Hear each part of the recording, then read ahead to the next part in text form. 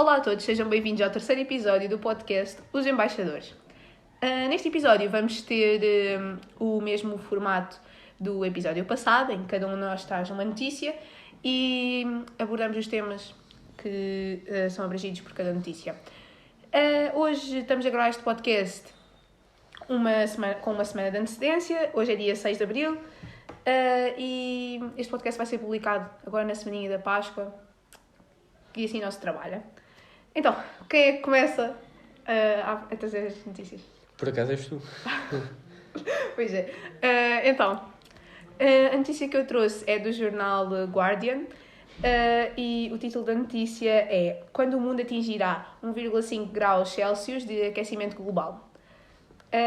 Então, é necessário mitigar o impacto ambiental para evitar as futuras consequências, mas tendo em conta esta notícia, já é inevitável não atingir este aumento de temperatura.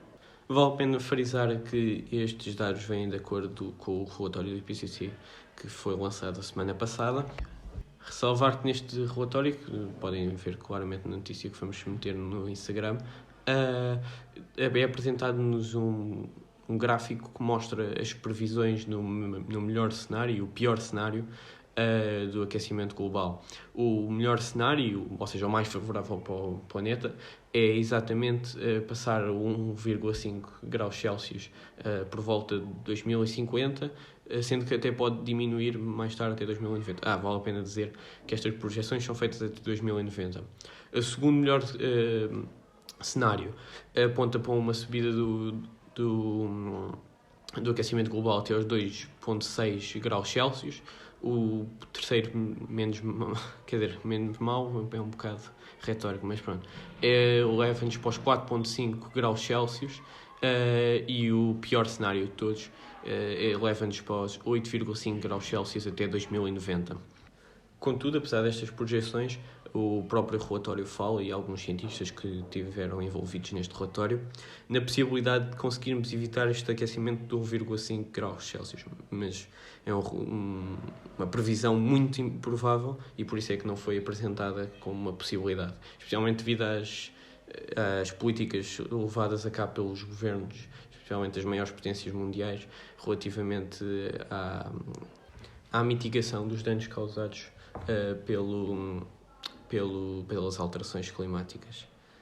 Contudo, este resultado de não subirmos a 1,5 graus Celsius apenas é possível se as emissões de dióxido de carbono caírem para zero até dentro de 30 anos, ou seja, até 2050, e mesmo assim é preciso que o sistema climático trabalhe a nosso favor. E é muito improvável não atingirmos este aumento de 1,5 graus Celsius. Sim, porque os impactos destas alterações climáticas já estão a ser sentidos e de uma forma até bastante desagradável. Desde há cerca de 2 anos, de facto, desde as chuvas de granizo que há intensamente ali na zona de Leiria, em Portugal, que estragam as cultivações de uva, até à irregularidade da época dos tornados que existe nos Estados Unidos, que há cerca de 5 anos era algo de esperar em certas alturas, mas neste momento é bastante irregular, até às inundações que houve na Europa, nomeadamente na Alemanha e na Áustria. Tudo isto acarreta as consequências destes impactos, que são muito desagradáveis e, em alguns casos, até bastante destrutivas. E é verdade que o clima já mudou muito, mas o que vivemos agora é preocupante, porque o clima nunca mudou de uma forma tão rápida e em tão poucas décadas. Já houve mudanças, como normalmente acontece em centenas ao longo da história. Exato, centenas e milhares de anos, e desta vez não têm causas naturais e os impactos são cada vez mais visíveis. E há uma certa urgência em serem tomadas medidas para evitar os piores cenários, como, por exemplo, a diminuição das emissões de dióxido de carbono, chegar mesmo até, que era o ideal, a atingir os 0% de emissões. Sim, e para além disso é preciso reduzir os efeitos de estufa causados pela indústria e pela agricultura. Sim, e assim até estamos a necessidade de fazer o que os americanos chamaram Green New Deal, de maneira a fazer a transição, para além de ser da transição energética, a transição da indústria e da agricultura, para adaptar a estes novos tempos e para garantir a sustentabilidade sustentabilidade climática destas mesmas áreas.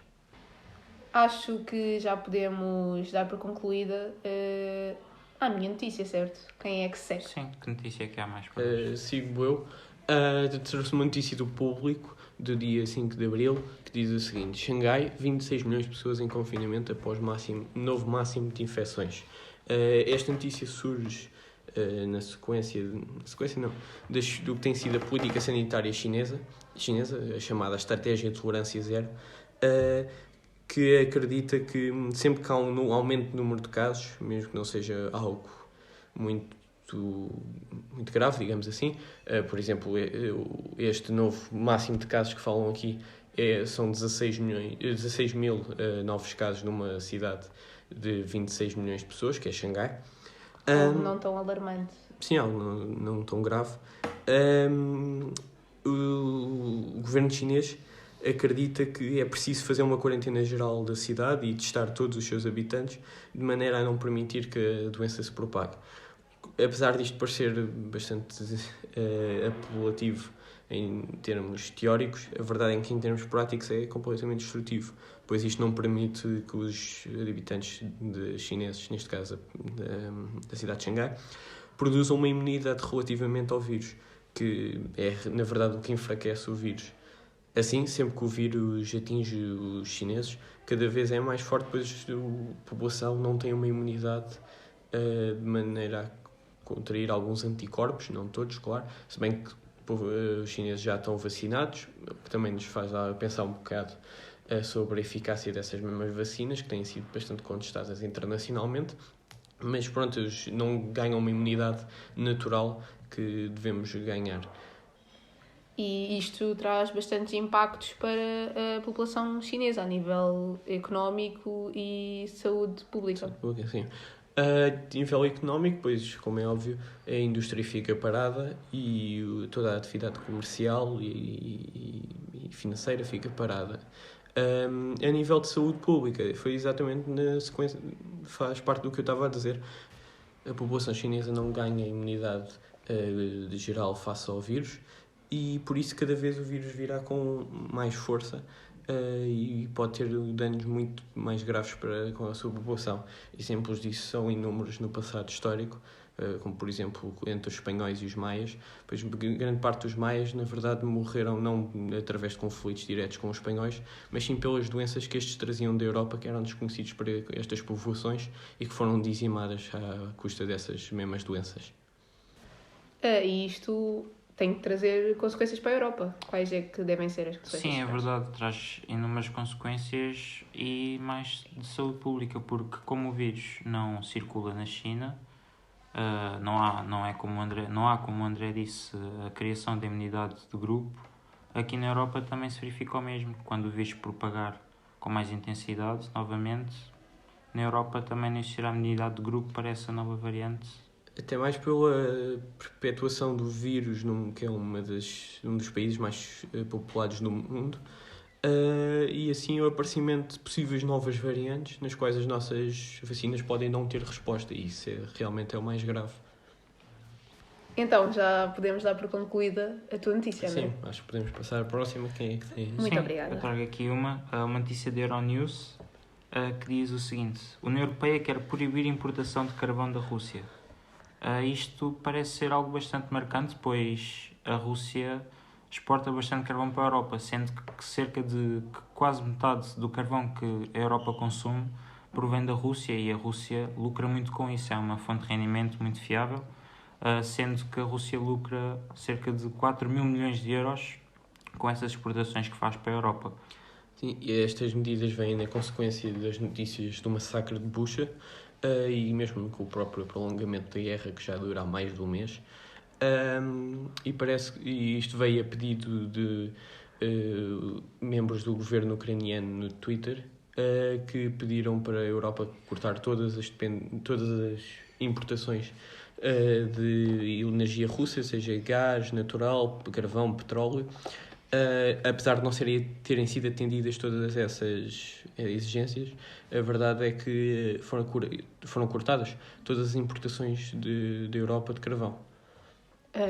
Outras futuras restrições vão ter, se calhar, a ver depois com o petróleo russo. Sim, irá haver uma conferência exatamente hoje, no dia que estamos a falar disto, para votar e decidir fazer uma decisão relativamente ao petróleo. Exato, e outras sanções é que provavelmente vão ser proibidas, específicas, como a madeira, o cimento, O licor também e outros tipos de produtos específicos. exato, e a expulsão de 4 bancos russos na Europa e também a proibição de entrada de embarcações russas nos portos europeus. Sim. Contudo, ainda há uma necessidade de abrangir estas sanções para o gás, coisa que ainda não está previsto, ainda não está prevista a discussão desse tema, até, mas era bastante necessário, visto que é uma das maiores fontes de rendimento e é necessário pararmos de financiar. Na verdade, estamos a financiar o poder militar russo, que é aí que os investimentos russos estão a ser dirigidos. E seria muito importante cortar essa mesma... Para além de cortar a dependência que a Europa tem energética através do gás para com a Rússia e arranjar alternativas, como por exemplo os gasodutos provindos da África, como Portugal já utiliza e a Espanha também. E para além disso, parávamos de financiar a Rússia e as suas operações militares. Exato, e estas sanções sobre o gás foi o que... Foi o que falámos exatamente Exato. no podcast passado. Exatamente. Sim, porque estes financiamentos que a Europa tem feito à Rússia durante estes largos anos financiaram muito este golpe militar e assim possamos assistir a uma diminuição do poder militar de Putin e da Rússia. E uma certa desistência mesmo deste conflito. Sim. E assim dou como concluída a apresentação da minha notícia.